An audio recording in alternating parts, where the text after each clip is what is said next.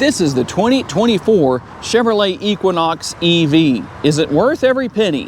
Hey everybody, it's Tom from Vehicle Visionary. I hope you're having a great day. Today we're at Red River Chevrolet in Bossier City, Louisiana to look at this 2RS version of the Equinox EV. As always, if you want to know more, check out the link down in the description of the video. And you'll notice that it looks like a little bit smaller version of the Blazer EV. Maybe that's something you're looking for. That means you're also going to have a lower price point depending on trim level and options based on what you might want to have. Now, I do like the fact that we can see our daytime running lights right there, and I don't have the headlights turned on, but you've got LED lighting, quite a bit of that here. We're going to have that RS logo that I showed you at the very beginning of the video, and some gloss black with a rather nice design here on, I guess, what we could call the faux grille of sorts right here in this area. You will have some airflow into the vehicle to help keep that battery nice and cool. And I'll show you in just a minute what happens when you walk up to the vehicle when it's turned off. Now you can go front wheel drive, which is going to be standard, or you can go all-wheel drive, all-wheel drive, and there's going to be a difference in the range depending on what you have. Front-wheel drive, 300 miles of range on a single charge. All-wheel drive, 280 miles on a single charge. Speaking of charge, here is your charge port. You can use a DC fast charger if so desired. And what about your tire and wheel size? 275 on the width, 40 series sidewall. And I think those 21-inch wheels look nice for an EV. There are some EVs out there that have, we'll say, aerodynamically inspired wheels, but some of them just don't look that good. And the Equinox logo here, obviously you're gonna have that E in blue for obvious reasons. We've got the black trim, some gloss black in quite a few different places, which includes the roof up there. That is optional, but it is here, something nice to know about. Now, these are not power folding side view mirrors. They're manually folding, but they do fold. But everything else is here. They're power adjustable, they're heated, and they have your blind spot monitoring built in right there. There is your remote. You can see what all is here. You have lock and unlock. You have remote start right there. You can also open and close your power tailgate right there on the 2RS trim level. And if you think somebody's getting too close or they're looking in when you don't want them to look in, you can always scare them off with the panic button right there.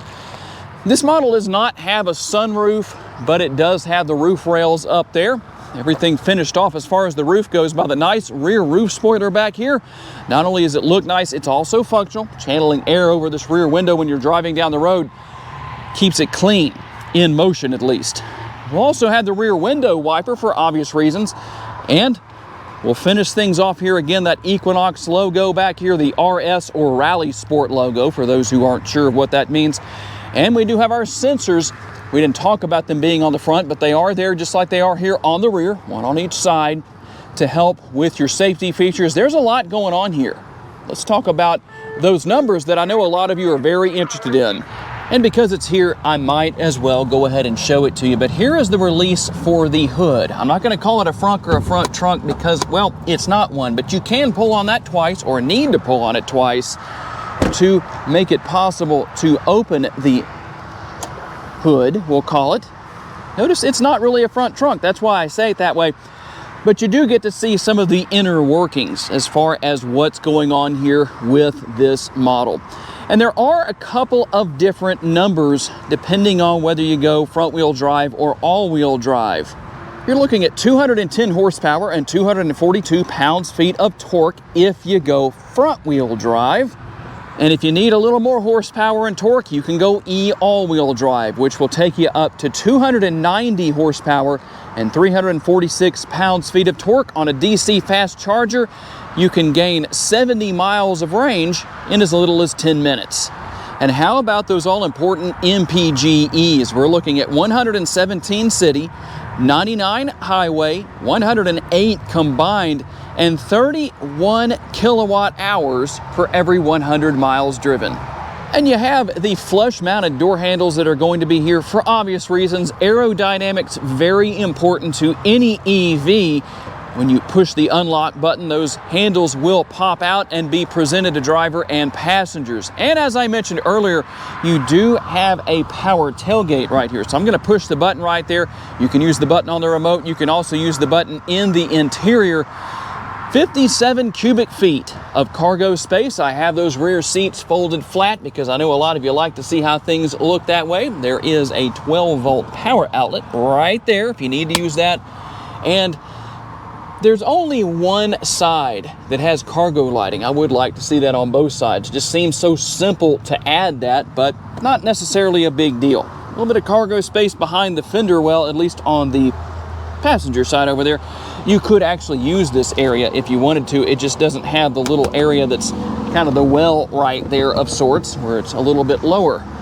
And I know some of you are fans of a black interior. I can't say that's my favorite thing, but you know what? Everybody likes something different. Nothing wrong with that, but I do like the fact that with the trim piece you see right here, we'll also have that on the front doors, that it breaks things up. It doesn't just look like the black interior monster threw up everywhere. There's a little bit of that missing. Very nice. And nice large armrest here. It's comfortable. You've got your bottle holder down there. And let's close the door and get rid of that noise from the interstate out there. We'll have our rear seat pockets on the back of both seats, rear air conditioning vents, and a couple of USB options down there. There's a little bit of storage space underneath here if needed. And for you parents out there, it's nice to have one less thing to keep up with because you have the hinged covers here for the latch system. That's always a nice thing to have. And the fold-down armrest with the cup holders built in. Also, there's the oh crap handle in case somebody thinks 290 horsepower makes you say oh crap. And we also have our lights here. As far as the map lights or reading lights for rear seat passengers, makes everything pretty simple. I did mention earlier that we don't have a sunroof in this particular model. And for those who would like to see the lighting that I talked about earlier, we're gonna watch that fade on. Hopefully you can see that in the bright Louisiana sunshine. And when you hop inside of the Equinox EV and you have the remote on your person, you push the brake pedal and the vehicle comes to life. It turns on, in other words. And that's super easy to figure out. Just hop in. Someone might be looking around for a button to push, but it's not here. So what about the sticker price? For those of you who have made it to this point in the video, and you know that I give the price at this point, or maybe you were just patient and you're not that person asking in the comment section what the price is. $45,615. Let's see what else you get for the price. You can see more of that finish over there that I like on the door panel. Nice large door bins and large armrests. A little more space than what we saw in the rear. The red piping does help to set things off and break up all of that black interior color. You have a manually adjustable passenger seat.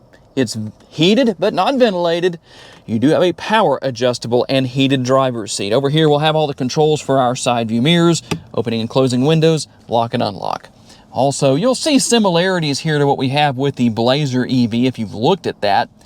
And our red in a few different areas just kind of breaks things up. Steering wheel mounted controls are here, and you'll have your controls on the rear, on the right-hand side for volume, on the left-hand side for working your way through the stations. And a very nice digital instrument cluster. That's easy to deal with. You can see that it's 10:55 in the morning and 86 degrees. That's why I'm wishing we had ventilated seats here. But as you know, we have heated only, and they're definitely not coming on today. When it comes to everything on this 17.7-inch touchscreen, it is a big screen. It has curvature here, and the curvature makes it more driver focused. It's pointed at the driver. I like that. That's a good thing. So a few things to note here. Here's where you're going to turn your headlights on or off, or just leave them on auto if you want to. And then we'll go in here and see some of our controls and safety. As you can see right there, you can see what all is there. I don't have to necessarily tell you all about it. What happens when we hit that? Well, you can see lights, drive and park, as well as doors and windows. Now right here is where you're going to come and select the ability to turn the vehicle off. If you accidentally hit that, no big deal. You can hit cancel right there. So we've got a lot going on. Pretty easy to deal with. You can use the hunt and peck method. Now, the one thing I do want to show you here that is very important right here, if you want to use one pedal driving, you can set your level, or you can just turn it off if that's what you want to do. I know that's what I like to do because I am not a fan of one pedal driving. And if you're wondering, what is one pedal driving?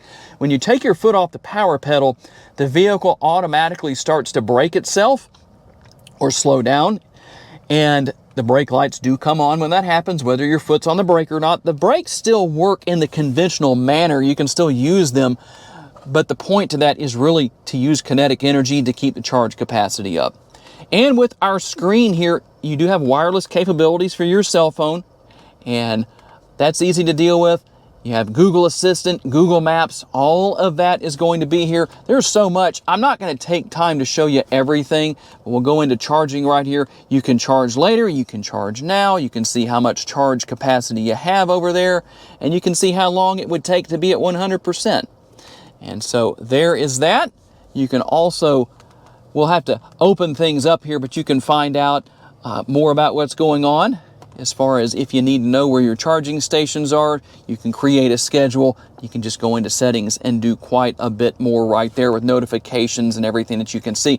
Try just to kind of show you the highlights here as far as that goes. And ambient lighting. You do have some ambient lighting here, not a ridiculous amount, but it is here, and it is going to be very difficult to see in the bright Louisiana sunshine today. You can also set your to drive mode if you want to right there. So some options for those of you who want options. And speaking of available options, we have our multiple camera views. It's always nice to see that. You have your side view, your overhead view, and your standard view. And we'll go into reverse here and let you see the rear view. There's your rear view. And obviously your shifter over here on the right-hand side of the steering wheel. You'll pull back on that and up to go into reverse, down to go into drive, and push the button right there to go into park. Now you do have single zone climate control here. So you'll have temperature control here on the left, fan speed on the right. You can see some of your other one-touch features right there. And we do have our cup holders and a couple of USB options here. That's going to be nice to have, and space within the center console as well. You've got your armrest right here that doubles as the lid for the center console. And we'll take a look inside. Now, this is not all of the space you have. That actually is a removable tray right there. So now you can see the available space. You can leave the tray in or leave it out if you want to. Just depends on your situation and your personal preferences. We'll also take a look into the glove box because you do have more storage space within that area.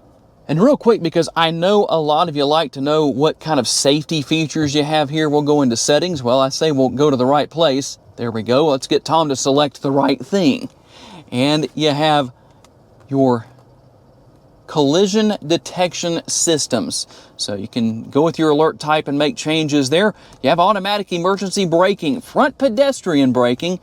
You have intersection collision braking, adaptive cruise go notifier, side bicyclist alert, a little bit of a tongue twister there, lane change alert. There's actually a lot here. Some of these you can turn on and off. Park assist with braking, rear cross traffic alert, and rear pedestrian alert. And while I'm here, let me just go ahead and show you a couple of the other things that you have. You can turn buckle to drive on and off. I do recommend to use your seatbelt when you're driving. But if you're just driving around, say here on the lot at Red River Chevrolet, you don't need your seatbelt on, at least you hope not. And rear seat reminder, you can see what all is here. I'm not going to cover all of that, but in case you're curious, there's what our settings are for the vehicle. Okay, we're going to get out on the road for our test drive, and I apologize for the view today. I know there's a glare from the windshield. Just one of those things, no sunroof here, so just have to bear with me. Hopefully that's going to decrease as we get down the road, and hopefully it's not bothering you too much, but it's the best we can do. So what is it like to drive this Equinox EV? Well, it's a fun vehicle to drive. It feels nice and sporty. I like the feel of the leather-wrapped steering wheel. It's comfortable in general, but I also like the steering because it does have a nice sporty feel to it, as it should, being the RS, 2RS trim level. And if you aren't familiar with what RS means, well, it means rally sport. So some people out there just might not know that. So it's always good to make sure that I let people know about things like that. But a fun vehicle to drive, comfortable ride quality from what I've experienced so far. keep in mind, this road that I'm driving on is not bad. It's very smooth, so kind of hard to really give you an accurate detail of what it would ride like on a less than desirable road, which we do have plenty of those here in Northwest Louisiana, just not in the area where I'm filming today. And the acceleration may not be neck snapping. You might not feel that punch in the gut as you can with other vehicles out there. But that's part of what you're buying here. You're not buying a lot of performance. There was a time when getting into an EV was very, very much difficult to do. In fact, it wasn't possible in the early days of Tesla and things like that compared to what we have now. How do the brakes work? Let's find out. There we go. No problem stopping. I decided to go ahead and stop for the light. But as I was saying, for the sticker price, you're really in pretty good shape here. Less than $50,000, and you do get quite a bit for that price. Now, there are a lot of additional features that you can have with these Equinox EVs, such as Super Cruise, semi-autonomous driving, all of that is available. And obviously, you're not going to get that for the price of what I've paid here, or what you would pay here, not what I've paid. I didn't buy this one, but in the model that I'm showing you today. Now, you might hear some noise. If you do, it's going to be things just moving around back there in the rear cargo area, so it doesn't mean there's anything wrong or anything like that. It's not rattles or anything like that. It's actually pretty quiet in here. I'll let you listen for a second. Now, you will notice some extra noise. Well, that should go without saying that that is going to happen because of the fact that, number one, I had the fan speed turned all the way down, and kind of sacrificing myself for the video today because it is rather warm and humid, but I didn't want to make it difficult for you to hear with that fan speed turned up. Plus, the radio is not on. I don't have anyone to talk to, so it's going to be a little bit more noisy as far as road noise goes here in this model. But overall, it is fun to drive, very nice to drive. It's very practical. And when it comes down to the technology, I always like to make sure that I make the point to let people know that it's very easy to learn and use. And while you may not have a lot of performance capabilities here, you still find yourself with good acceleration that will make it easy to get up to highway speeds when you need to merge into fast moving traffic, or maybe get around a slower moving vehicle when it's safe to do so on a 2-lane road. Well, pretty easy to deal with. The power pedal, easy to manage. You don't find yourself, having that jerkiness with something that you're having to get used to, and the brake pedal itself, easy to manage as well. Now, when it comes to one pedal driving, I don't like that personally. It's something you can get used to. Some people probably love it, but for me, I prefer to drive with it off. So that does take some getting used to. It's a little bit different, but like I said earlier in the video, even with one pedal driving turned on, you can still use the brake pedal as you normally would. And easy to see out of, at least in my personal opinion. The back window is a little small, but I still don't feel like it's hard to see out of. And you do have your blind spot monitoring to help out with that. So really not any issues whatsoever. And there you go, the 2024 Chevrolet Equinox EV2RS. Is it worth every penny? Tell me what you think down in the comments section. I'm curious to receive your feedback. I do want to say a special thanks to my friends at Red River Chevrolet for loaning me this Equinox EV for the day. And a special thanks to all of you for being kind enough to give me the opportunity to give you a vision for your next vehicle. If you enjoyed this video, please make sure to hit the like button. That helps me out a lot. Make sure to subscribe so you don't miss any future videos. And if you would like to learn about additional vehicles you may wish to consider purchasing, check out the video that's on the screen right now, and I'll see you there.